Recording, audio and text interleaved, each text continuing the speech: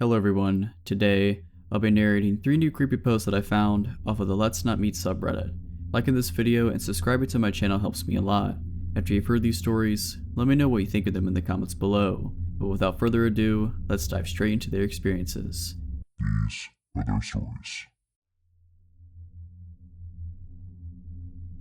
I'm going to tell you the story of a terrifying old creep that had stalked me since I was 16 years old. I'm currently 20 years old. I worked in a restaurant which was inside a bigger shopping center. My stalker, an old man named Eric, worked for the actual shopping center itself and not a store inside it like me. I had one other friend at my job who was my age, and her name was Jessica. Jessica had worked there for longer than I had, and one day she asked if I heard of this guy who worked in the shopping center called Eric. Jessica described Eric as very strange. She didn't describe him as frightening or unsettling, or even someone to be afraid of, just as a very eccentric man. Jessica has also told me that Eric had brought her a present on Valentine's Day, chocolate. Anyone would think this was friendly behavior or harmless flirting, if he wasn't a 50-something-year-old man bringing chocolates to a 16-year-old girl he barely knew. I began to see for myself that Eric wasn't just an innocent old man with a slight crush. He had other intentions. The first time I remember Eric approaching me was when I was filling up a machine near the entrance of my work. This machine was out of the view of all the other employees and the restaurant was empty. Eric wasn't supposed to enter my place of work when he was working at the shopping center, so he had deliberately gone out of his way to come and speak to me. To describe his appearance, he had gray hair with bald patches and had beady little eyes which he never averted from yours. Eric must have sneaked up on me as I looked up and he was standing right next to me, a little too close. My name is Lucy. Eric asked me, "Lucy, are you married?" He almost laughed after he asked me this. He had a smirk on his face. Eric liked to ask me questions that he already knew the answer to, just to see my reaction. I began to clock on to the fact that Eric had been going a little further than just approaching me at work, and instead stalking my social media accounts in the weeks following this first encounter, such as Twitter and Instagram, when he began asking me very specific questions about things I had posted about in the days before. For example, I had posted on Instagram about a tattoo I got, which was in homage to my favorite band. I was serving a customer one day only to be interrupted by a shrill but quiet voice. It was Eric. His eyes were huge and he had a look of pure excitement and menace on his face. He had yet again entered my workplace when he wasn't supposed to, just to talk to me. He asked me, "Lucy, what's your favorite insert band here song?" I felt creeped out. The tattoo I had gotten was covered by my work uniform, so the only way he could have seen it was going through my Instagram page. I forced myself to forget all about it and carried on working. Over the course of a few months, Eric would come into my workplace more and more frequently, asking me bizarre questions and still reciting back to me things that I had tweeted about or posted on Instagram. Every time I would see him, I would get visibly uncomfortable, and he liked it when I got uncomfortable. All while this was happening, Jessica approached me and let me know that Eric had followed her in his car on her walk home from work, slowing down to ask her where she lived. I had also been told other disturbing news about Eric from multiple different people. It seemed as if he was becoming more invested in whatever his intentions were towards me and Jessica. News had traveled to one of my managers about Eric's unsettling actions towards me, and this manager informed me that a few years ago, Eric was rumored to have followed a young girl who used to work for our restaurant into a toilet. Things didn't quite make sense to me. He was known for being a creep yet still employed at the shopping center. On one hand, I was glad to know I wasn't just creeped out for no reason, but on the other hand, I was frightened as he'd been doing this for years yet no one had stopped him. There was a woman who worked at the same place as me called Rebecca, and she had some sort of disability which caused her to befriend and be trusting to people without knowing anything about them. It seems that Eric took advantage of her, as he had asked for her phone number and she gave it to him. Rebecca had shown me her text with Eric. He had texted her things like, "Rebecca, are you alone?" and "Rebecca, are you sat on the bus alone?" But the most unsettling part of it all was the text from Eric that read, "Rebecca, could you please let me know any information on the girls that work at insert restaurant name here?" I was stunned. I was constantly questioning why this old man was so bent on finding out everything I do in my life. He had gone out of his way to source information about me through a vulnerable person I worked with, and I was scared he was going to go further. One night I was watching the movie Grease with my family, and I tweeted something stupid like, "Grease is my favorite film because it's a great film, right?" Anyways, the morning after my tweet, Eric approaches me in his usual way and utters, "Do you like the film Grease, Lucy?" The same usual smirk lit up on his face. I tried to carry on with my day, but spent the entirety of my shift feeling a little shaken up.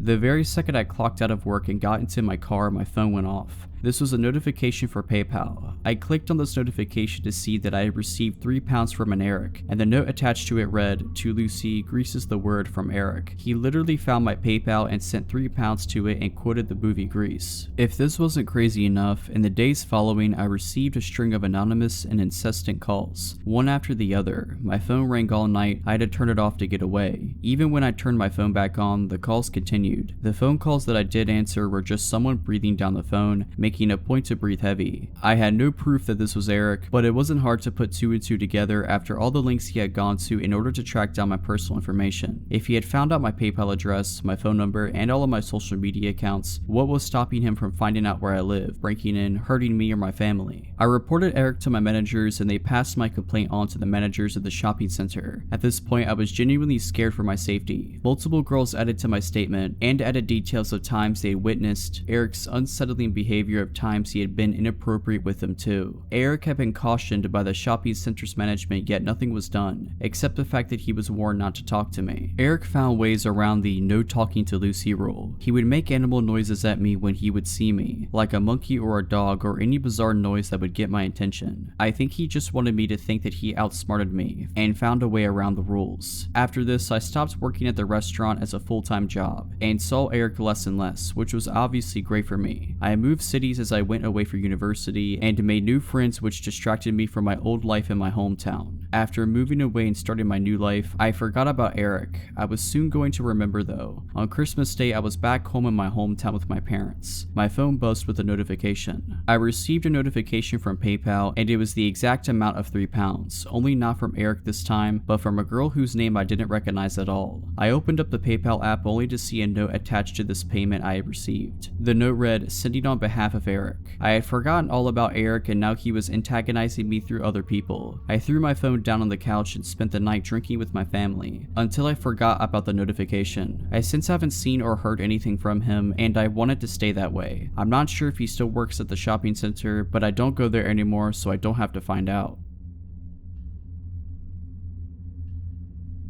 So this was back in 2011. There were 4 girls living in the house, including myself. Parents' place and I would sublet rooms. First girl was a child friend who moved in to get away from an abusive ex. Second girl applied via online ad and was normal enough except for telling everyone her daughter was actually her niece. Party girl. Third girl was a run-of-the-mill insurance claim processor and quiet type who kept to herself and usually declined any invitation from the rest of us when going out or socializing. Quiet girl. So party girl and I buy tickets to go to a concert out of town. Childhood friend can't get the time off of work and opts to stay behind, as does quiet girl. No surprise there. So party girl and I leave on our trip and spend the night dancing away. Meanwhile, childhood friend comes home from work to find quiet girl sitting in the shower screaming/crying with the bathroom door wide open. She asks if she's okay and calms her down. Quiet girl says she wanted to make dinner for all of us and party girl and I have ruined her cosmic plans. Childhood friend sees spoiled chicken breasts in the sink and thinks, oh, she just wanted to do something nice, and offers to go out to dinner together, as party girl and I will be back tomorrow night and we can all do dinner then. While at the all-you-can-eat Chinese food restaurant, childhood friend notices quiet girl is stuffing her purse with food. This is odd. She's not wrapping it in napkins, just shoving it in there. When they get home, quiet girl started talking all this crazy stuff that made no sense, and childhood friend gets a little nervous and goes to bed early, locks herself in her room, and nopes out for the night. When party girl and I get home the next afternoon, we notice a few things. Childhood friend is already at work, but quiet girl is sitting on the living room couch completely naked and has covered her body in the stuffed animals that belong to the rest of us. Rotten chicken is still in the sink and smells strongly of bleach and other chemicals. Knives are laying around it, pictures have been removed from the walls. I go to my room and see all the pictures of my dad have been piled up in the middle of my bed. I ask quiet girl about this and she explains I need to be reunited with my father. He died in 2003. Party girl emerges from her room wondering why her underwear is piled up in the middle of her bed and several other possessions have gone missing. Quiet girl says she needed them for the ritual and explains we can find what we are looking for in the backyard. We find the charred remains of our things in the smoldering fire pit. We are both angry at this point and demand she explain this behavior. This is where she goes full crazy and explains how our souls are all linked and only through death can our bonds be truly realized. She explains that her and my cat are one soul and that he has been telling her about all of our sins and bad behavior. Also that it's actually her cat. She then full on threatens to end our lives as soon as the last member, childhood friend, has arrived. I grabbed the largest knife I owned while party girl and I barricade ourselves in my room in the basement. She calls childhood friend telling her not to come home as it isn't safe, and I call 911 as my life has been officially threatened by someone who has clearly lost her grip on all reality. Cops arrive within minutes and ask quiet girl her name. At this point, she just starts screaming her first, middle, and last name repeatedly, over and over again, will not stop. My cat is trying to sneak out the front door and I ask one of the officers to grab him. She begins to scream that it is her cat and not to touch him. I am in tears and offer to retrieve his adoption papers. I am terrified and don't know what to do. Party girl is hiding behind me. Then quiet girl loses her mind, jumps up and attacks the officers. It took 3 of them to pin her down and arrest her. Once she was removed, I wrote up a letter of eviction and we began bagging up her room. That's when we discovered that she was a schizophrenic who was off her schizophrenia medication. Her boyfriend came later that day to collect her things as I had called him to notify him of the situation, and he was totally clueless. He accused the rest of us of running a drug ring party house and driving her insane. Not true at all. We changed the front and the back door locks that night and put new locks on each bedroom door as well. She later tried to serve me papers and sue me for wrongful imprisonment. Pretty sure the cops made that call, not me. Nothing ever came of it, obviously. I have not had a roommate I wasn't related to since.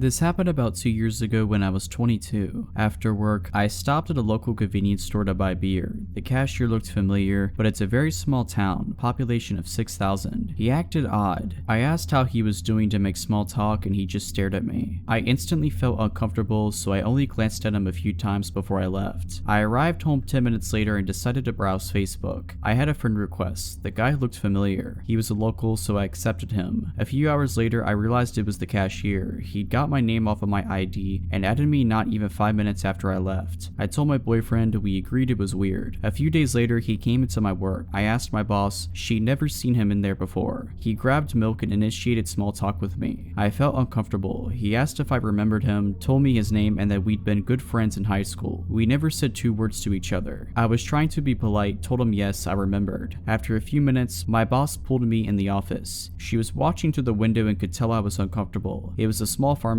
and we were all close. He started coming in every few days. If I wasn't there, he'd ask for me. After a few weeks, my boss would pull me in the office whenever he'd walk in. All the managers were briefed and did the same. That was all they could do until something happened. Then he stopped coming in. We didn't see him for a few weeks. I was relieved and went about my business. I was allowed to carry my cell phone on the floor. My mom was very sick, so if she needed anything, the managers were fine with her calling me. I got a text from a random number shortly after. I asked who it was and they replied, "You don't remember? You gave me this number. It's my stalker. I'll call him George." My heart started pounding. I sent a polite, short message back. After I work, I checked to see if my phone number was anywhere on my Facebook. It wasn't. George started messaging me daily, calling me babe. I was freaked out to say the least. My boyfriend was working out of town with limited cell reception, so I couldn't let him know what was going on. A few days later, I got a message from an old classmate I still talk to once in a while. "Hey, did George ever get a hold of you? He said there was an emergency and needed to contact you. Is everything alright?" I broke down crying, finally acknowledging that yes, I was being stalked. I didn't know if he was violent and he knew where I worked, so I sent him something like, "Hey, I just wanted to let you know that I have a boyfriend. I didn't want there to be a misunderstanding between us." That's when it got bad. He called me a liar, telling me he doesn't know why my ugly self would even think he was interested in me. No man would be interested in your nasty self. I asked him to leave me alone. The insults got worse. I shut my phone off and tried to ignore him. A few hours later, after calming down, I turned it back on. The last message he sent read, "I know where you work. I know where your house is. I could kill you in your house. Try to call the cops on me. I'm in New York right now. Do it. They can't protect you." Obviously not as legible. I could tell he was mad and wrote it in haste. I called a friend and explained, showed her the text. She took me down to the police station where I showed them the text. I filed a report and later got a restraining order against him. Turns out he already had 2 other restraining orders from girls he'd done this to as well. My boyfriend came back a week later and I told him what happened and had to stop him from hunting him down. Last year, he tried getting my number from a friend over Facebook. She blocked him. I haven't seen or heard from him since, thankfully. There have been very few times in my life I've been that scared.